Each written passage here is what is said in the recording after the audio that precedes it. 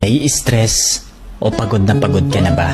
Gusto ko lang ipaalala sa'yo na kahit gaano ka ka-stress ngayon, wag na wag kang sumuko sa mga pangarap mo. Kailangan mong tandaan parate na magtiwala ka sa progress na nangyayari sa buhay mo. Kahit alam ko na minsan sobrang hirap at sobrang nakakapagod na din talaga.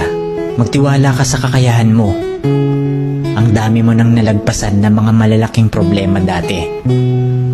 Ngayon ka pa ba susuko? Patuloy ka lang na lumaban.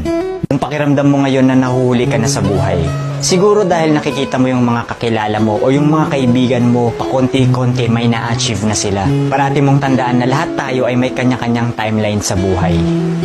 Hindi ka nahuhuli at hindi ka rin naman nauuna. Kung nasaan ka man ngayon sa buhay mo, yan ang lesson at experience na kailangan mong pagdaanan ngayon. Lahat tayo ay may sariling kwento sa buhay na